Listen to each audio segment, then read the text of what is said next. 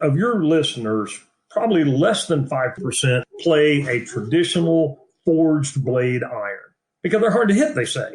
But they're all playing a tour design wedge. And I know from robotic testing, a tour design wedge is less forgiving than a tour blade 9 iron. A tour blade 9 iron has a bigger effective impact area than a tour design wedge. The wedges in our bags, the bottom has all the weight, and the top 2/3 of the blade is 200 to 220 thousandths of an inch thick. There's no mass up there. So as you move impact around on the face, the smash factor, which is the efficiency of the impact, it deteriorates dramatically. That's why when you hit a wedge shot and you feel it high in the face, what do you know is going to happen? You know it's going to come up short. I can hit a driver all over the face and it goes pretty good. My simple question is, why wouldn't I demand a wedge that I can hit all over the face and make it go pretty good? Golf Smarter, number 726. This week on episode number 42 of Golf Smarter Mulligans, PGA professional and certified putting zone instructor Damon Lucas talks about the three important elements of putting, which are aim, stroke control, and speed control. Golf Smarter Mulligans is brought to you by twoguyswithgolfballs.com, where you can get premium used golf balls at a fraction of the cost of new ones, plus free shipping. Use Golf Smarter at checkout for 10% off every order, every time. The Wedge Guy is back, and his latest innovation makes a lot of sense for amateur golfers. Our guest, Terry Koehler. This is Golf Smarter, sharing stories, tips, and insights from great golf minds to help you lower your score and raise your golf IQ. Here's your host, Fred Green. Welcome back to the Golf Smarter podcast, Terry. Well, it's great to be back. It's been too long since we visited. Let's see. Last time you were on February of 2016, but the first time you were on was June of 2008. Wow. And this is your 13th appearance on Golf Smarter. You have contributed a lot of really helpful content.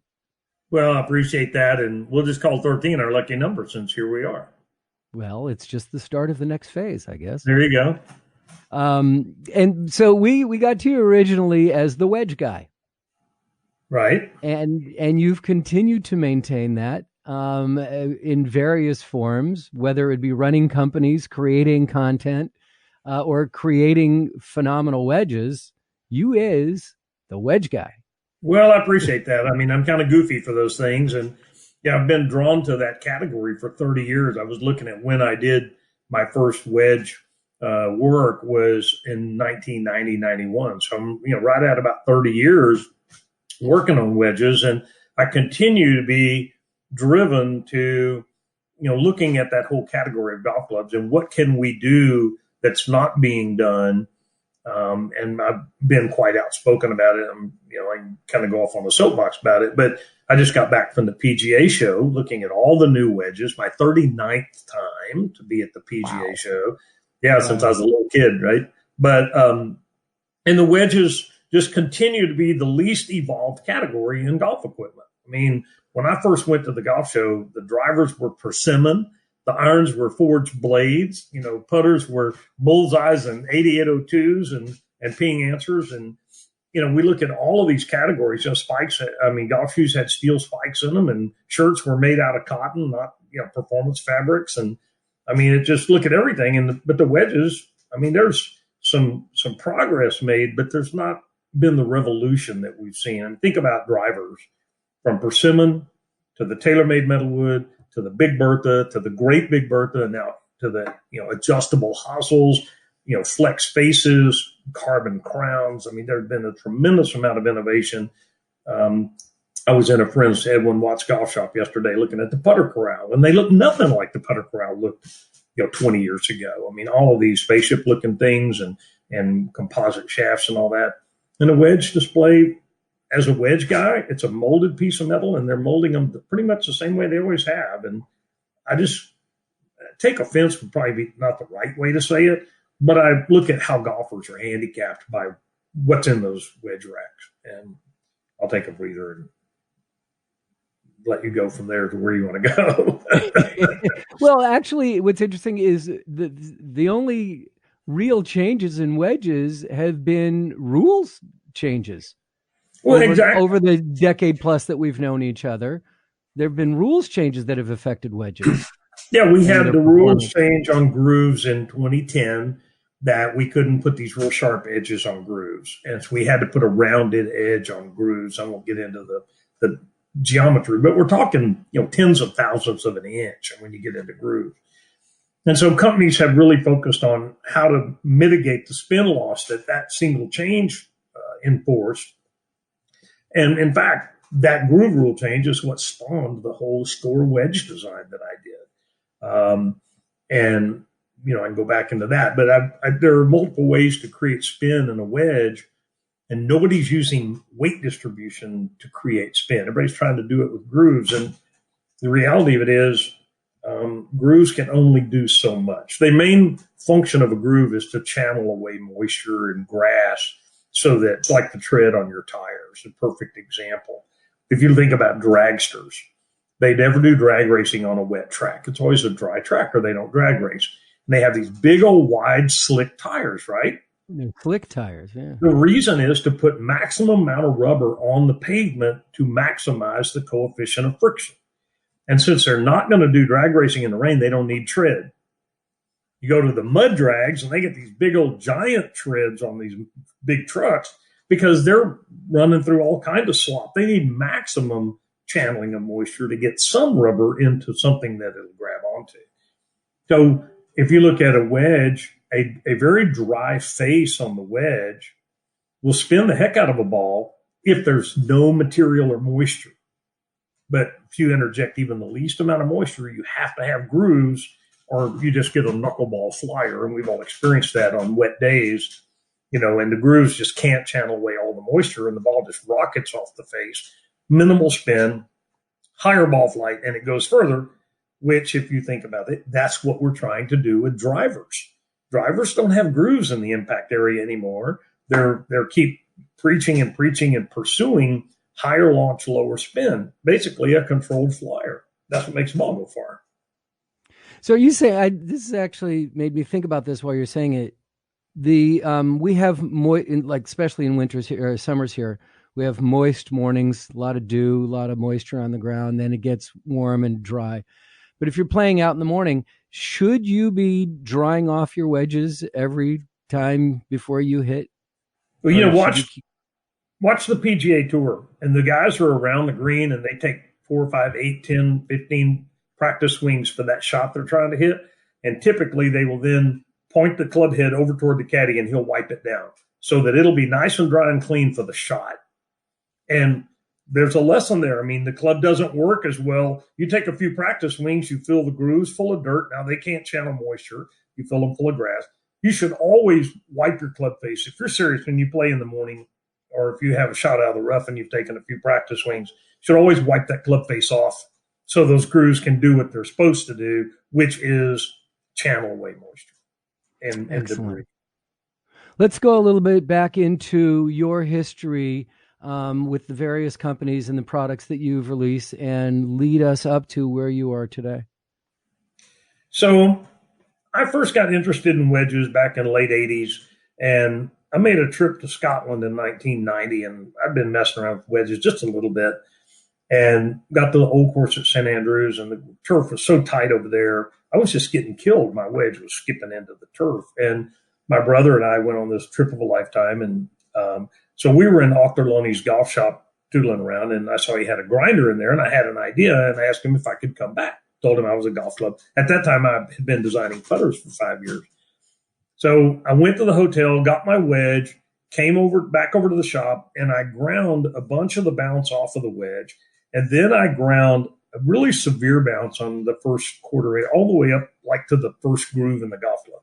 Then I ground around on the hosel because it looked so ugly, and then I packed a bunch of lead tape on it to get it back to swing weight. And dang, it worked really good the rest of our trip in Scotland on those tight lives. So I came back and started fiddling with it. But it's kind of fun that the original Koehler sole has been called the dual bounce sole. It's been called the V sole. Those are all trademarks. But, the Koehler sole design that I patented, and I filed for a patent in 1991, was awarded a patent in 1994 for putting 2 positive bounce angles on the bottom of the golf club. So you have a very aggressive bounce in the front and a very subtle bounce in the back. So this club, this sole design, the intention was to give you versatility. If the lie is soft, that leading edge bounce works for you more. If the lie is tight, that trailing edge bounce works for you. Because I'm a big believer you can't fit bounce, which is another whole topic. But turf conditions constantly change. Swing paths constantly change, either accidentally if you're a mid to high handicapper or on purpose if you're a low handicapper. You don't hit the same swing path with every shot. So the soul, to me, of a wedge has to be versatile, because I don't know what my next shot's going to look like. I don't know if it's going to be sitting on hard pan or in the rough or in a soft bunker or a firm bunker. I don't know what it's going to look like, but I know I'm going to have one set of wedges in my bag. And, the tour player gets to a tournament. If his wedges don't work, he goes to the tour van and they grind him up some new ones with what he wants. And again, these guys have feel and sensitivity and shot making skills. I mean, the worst guy on the PGA Tour is better than the best club player you've ever seen when it comes to wedge play. I mean, they're just phenomenal. But they spend thousands of hours perfecting those skills.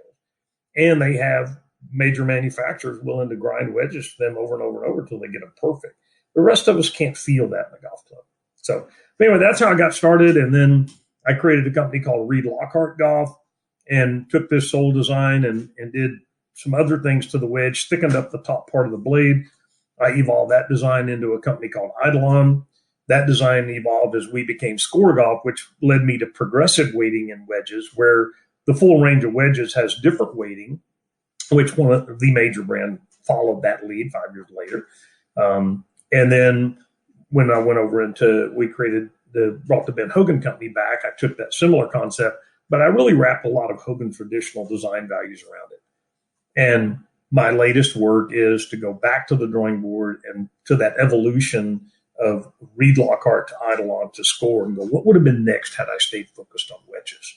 So I got my blinders back on. I'm a wedge guy again. Okay. And we'll see what's going to happen next right after this.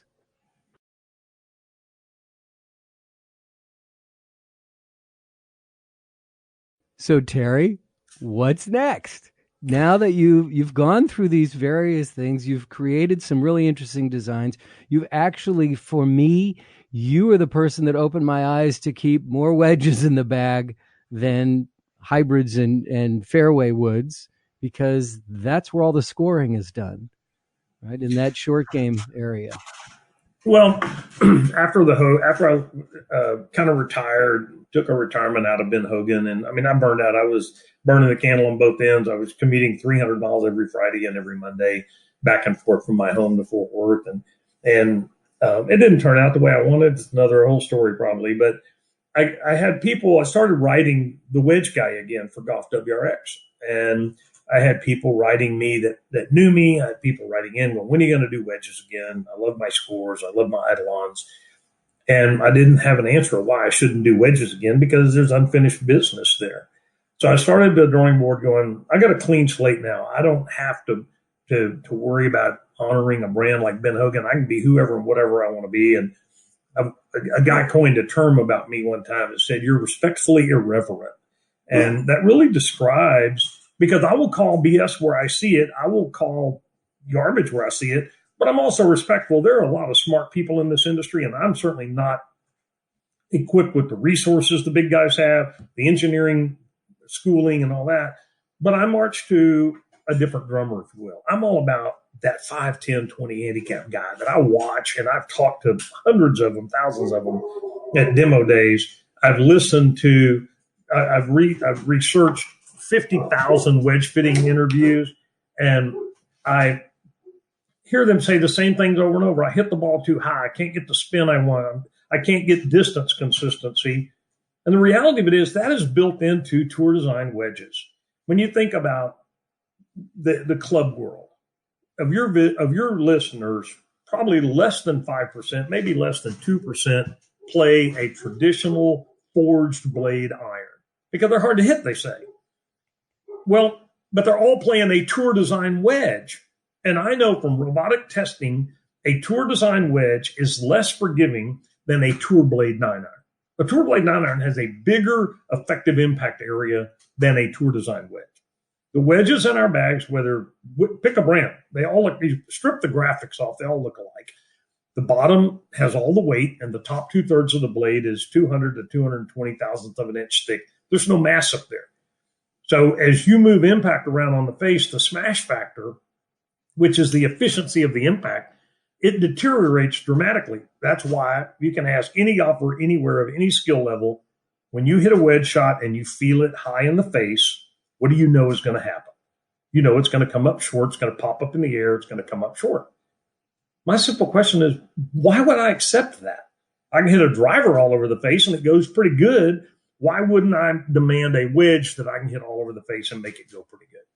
I mean, really, isn't that what iron design is all about? Driver design, even the big putters are designed so I can hit it all over the face and get a good roll out of it. But my question is, I don't have tour players to deal with. I have recreational golfers to help. And what I've done, I went back to the drawing board and I moved more mass higher in the wedge by a great deal than I've ever done in my life.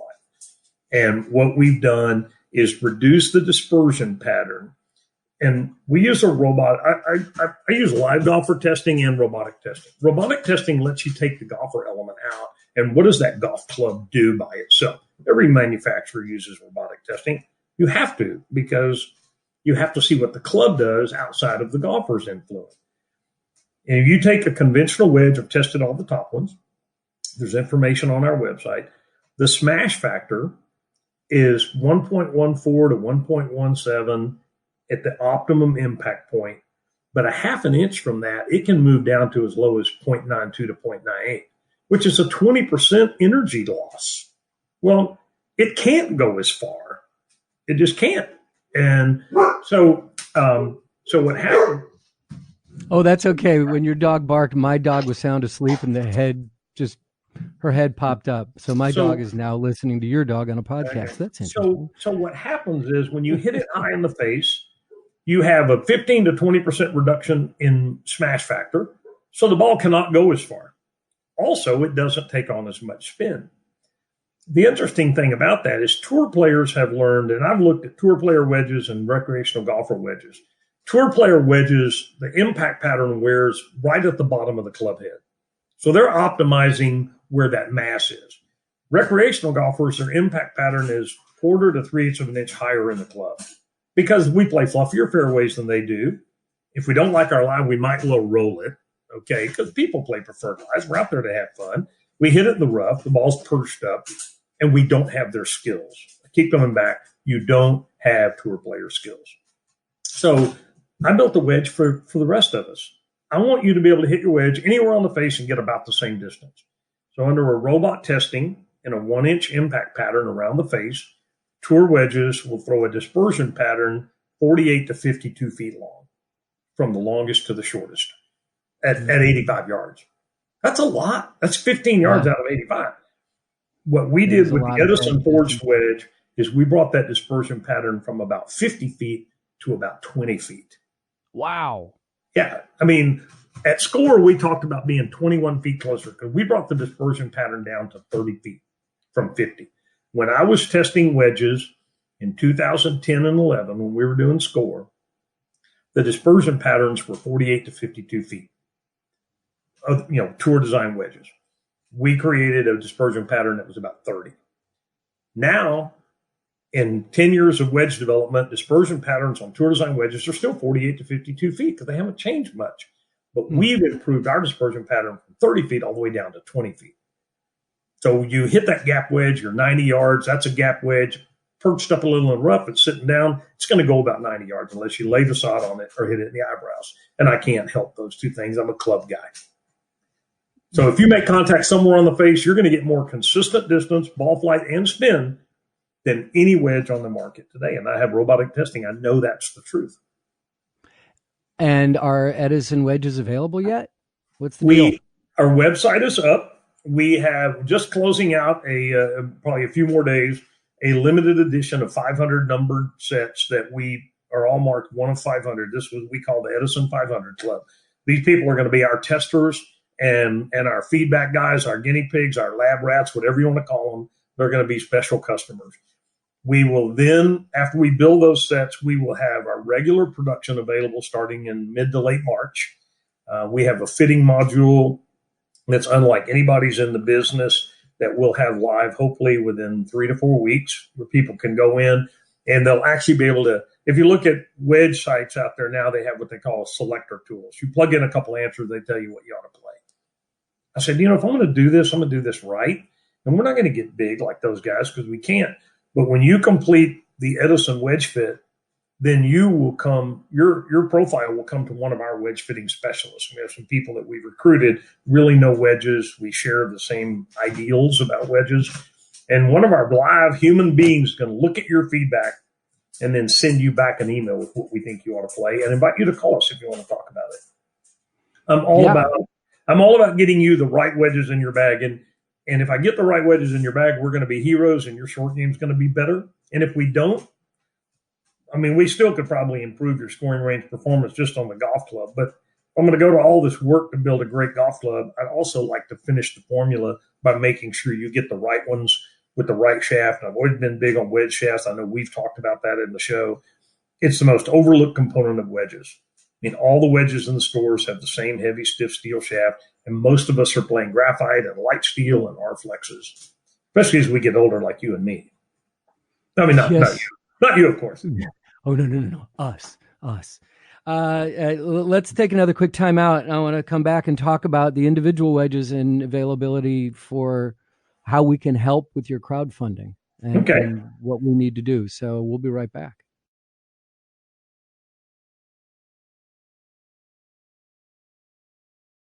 So Edison wedges won't be available to the public till, I guess, what you're saying, like March of 2020? Right. Is that true? Except for your Edison 500, your initial group. And right now you're doing some crowdfunding. You're raising money for this. What's the status of that, and when does that cease to exist? How can we help?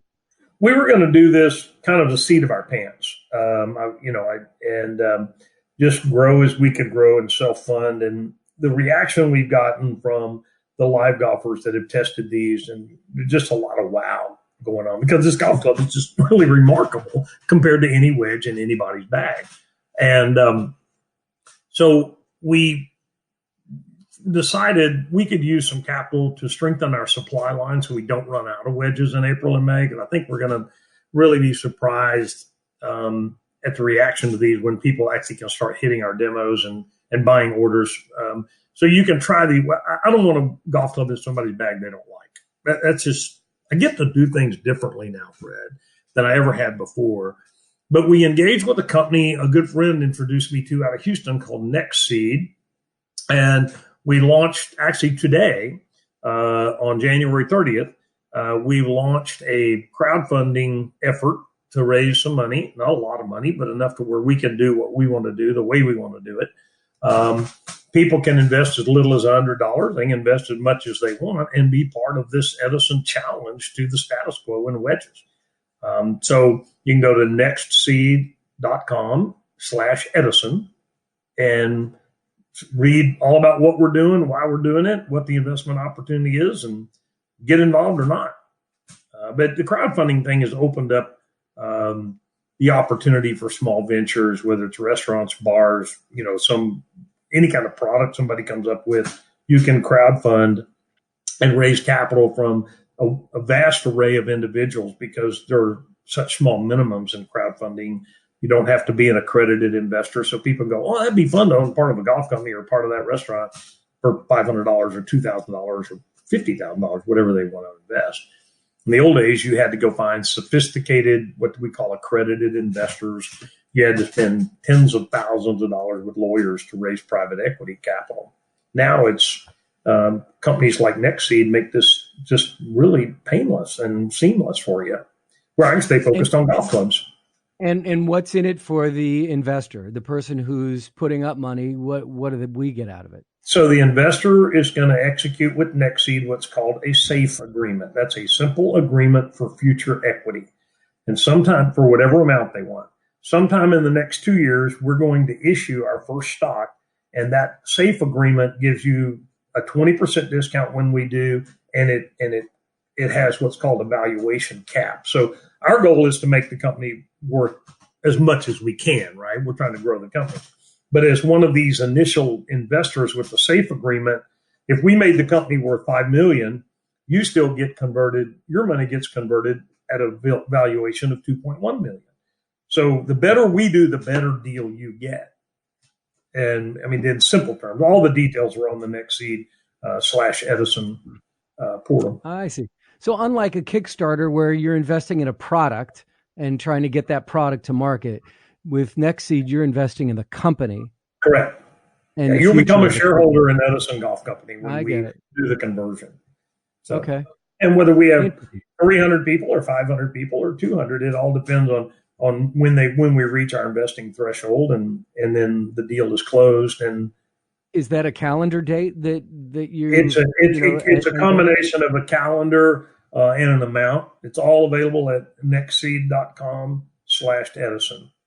And you can see what our maximum, our minimum raise. I'm not really at liberty to talk about a lot of details about what's in it because it is governed by the Securities and Exchange Commission. But everything you need to know is at nextseed.com. If you have a question, you can post it on NextSeed, and then I'll come in and answer that question with their help. And you can have an interaction to where people can get the information they want. Okay, it's nextseed.com /Edison. /Edison. Okay. How'd you come up with the name Edison? Where'd that come from? Well, naming golf things is always interesting. And it really, my founding partner, Trace McDougall, is a 25-year industry friend. He's a process engineer. He's a T-crosser and I-dotter, everything I'm not. Perfect partner for me. And as an engineer, Thomas Edison was one of his kind of heroes. But Edison was known as a relentless inventor that tried time and time again to achieve what he was out for. And Trace said, you're kind of like that guy. And we came up really with what we're about before we came up with the name. And we coined a tagline that describes our company, which is bold ideas, better golf shots. That's what we're about.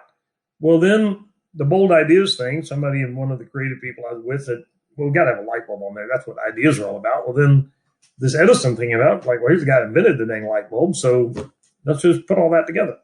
And I've never wanted to. Was taken. And that's where, and everything else is taken, right?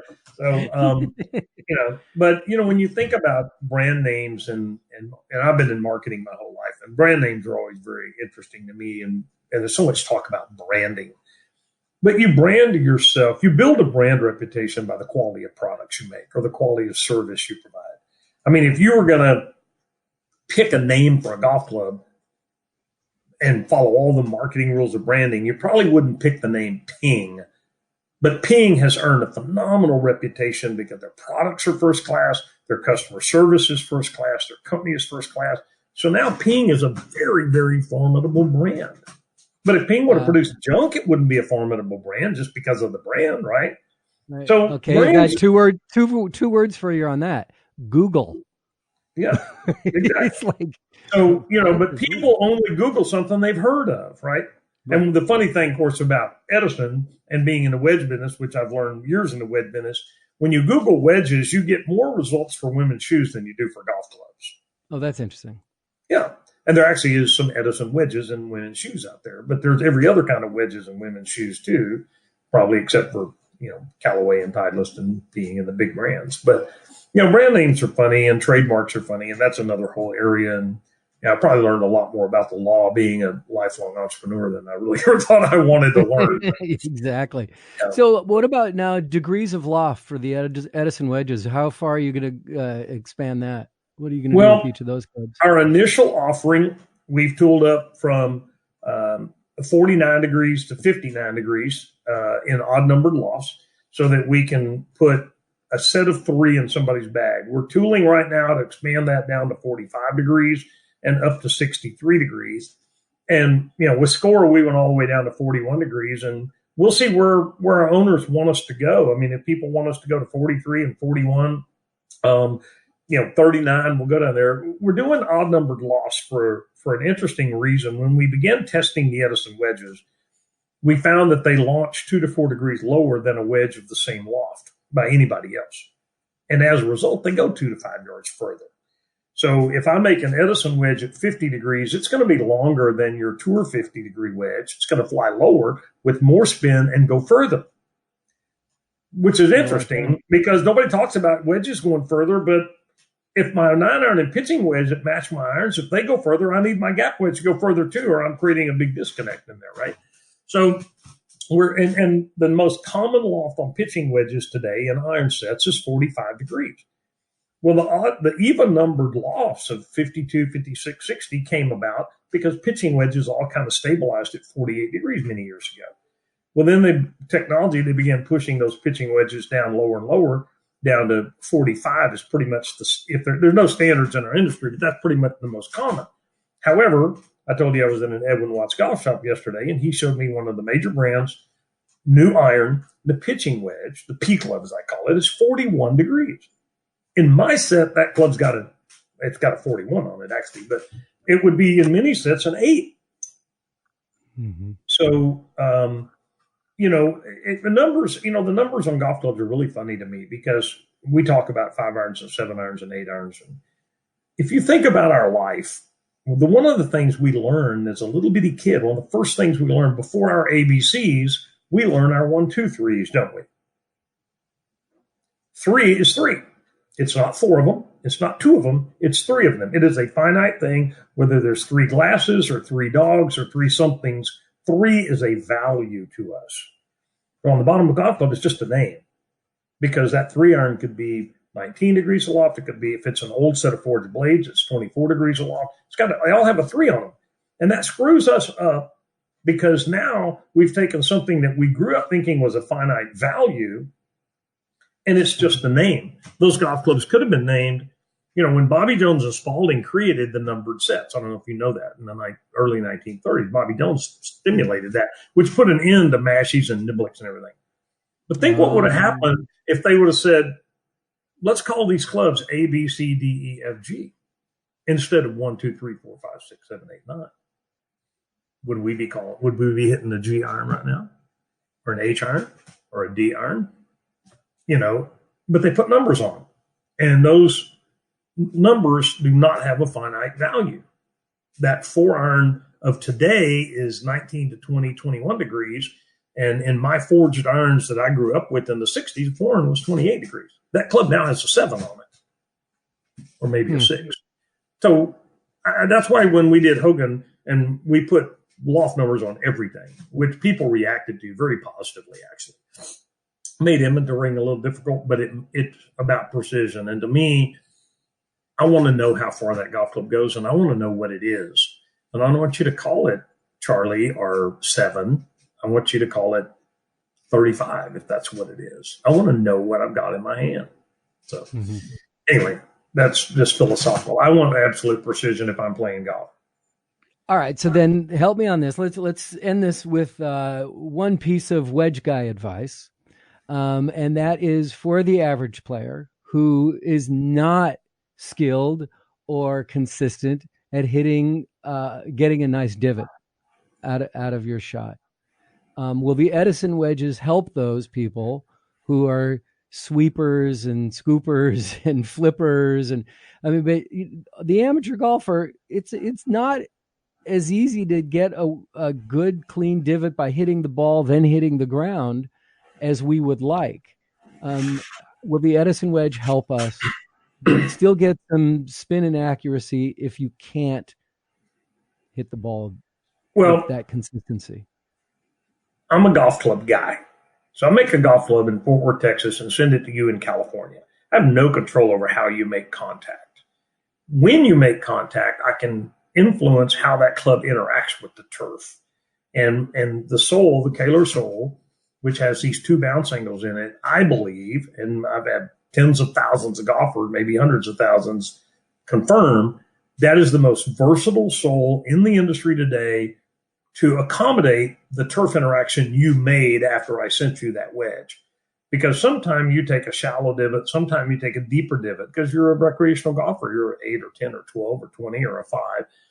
If you're a super skilled golfer, sometimes you take a shallow divot and sometimes you take a deep divot on purpose to hit different kinds of golf shots. So one of the major brands out there is claiming their wedges can cure skulls and chunks and all that. I mean, come on, that's ridiculous. That's golfer work. But when you make contact with the turf, I can give you a more forgiving sole and a more accommodating sole. That's what I've tried to do. But I would tell you that every golfer takes different divots accidentally, primarily from getting their mind in the way of their golf swing and from not being consistent in where the ball is positioned. And if you put the ball too far back in your stance, your body's going to know that. You play golf a while, you have a swing, and you're going to take a deeper divot because your body knows that's out of whack. That's out of position. By the same token, if you get the ball too far forward in your stance, you're going to probably take a much shallower divot or even hit the ball in the eyebrows because you can't get the bottom of the swing that far forward. So the club is going to be on the upswing when it makes contact because the number one thing, and I don't care what your swing looks like, number one thing any golfer can do, whether it's hitting a 10-foot chip shot or a full swing 5-iron, the number one thing you can do is be extremely deliberate in setup and ball position. Give your body a chance to repeat the swing that it knows how to make, regardless how fundamentally sound or not that swing may be. We all have the ability to repeat the golf swing that we have learned. I think there was a campaign for USGA or whatever, Arnold Palmer, about swing your swing. We all have a swing that we've learned. Our repeatability problems are is that we put the ball in a different spot every time. It's an inch forward, an inch further away. That's why Major League Baseball hitters can only make contact 45% of the time. But let's get a base hit, okay? Because the ball is in a different spot every time for them. We in golf, we got it made. We get to sit the ball on the ground, and it isn't going to move until we get ready to move it. So at the very least, if you gave a Major League Baseball player and you put a tee on home plate and he got to hit it off the tee, the first inning would never be over because everything would be out of the park because they're that good. But when you interject 100 miles an hour and it's got a curve on it and it's inside, it's high and it's low, that's how you keep baseball in check. Well, in golf, that ball isn't going to move till we're ready to make it move. So and again, it's whether it's chipping or full swings, be ultra deliberate of making sure ball position. And one of the best tips I ever got, I pass it on all the time, never hit a golf ball on the driving range without your alignment stick down. You'll warm up, you're going to hit 10 balls before you go. Put the alignment stick down so that you're practicing your alignment and ball position. At the same time, you're loosening up your swing.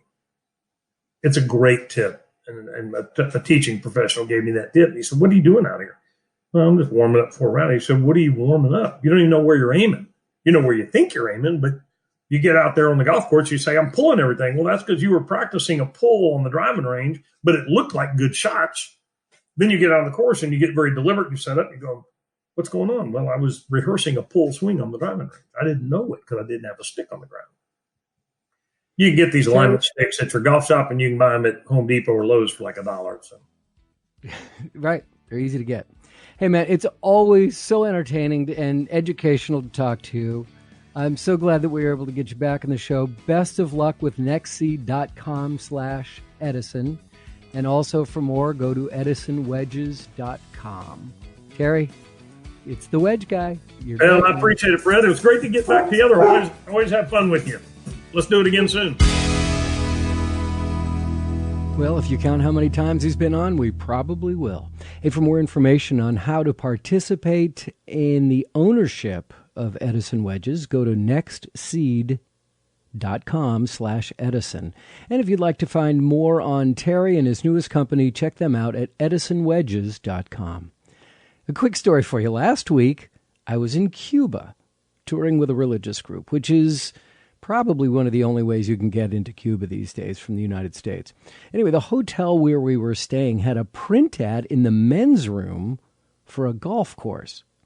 And my friends kept asking me when they'd come out, at the big buffet breakfast, and they'd come out of the bathroom, "Fred, are you going to go play? Are you interested in playing golf here?" But after hearing about the impact and culture of the country post-revolution, the last thing I felt comfortable doing is rubbing my bourgeois nose in their faces. So, yeah, no golf in Cuba for me. If you'd like to see some of my photos from our tour, follow my Instagram channel at F Green Creative. That's F as in Fred, Green, which is Greene. Don't forget the last E, Creative, at F Green Creative.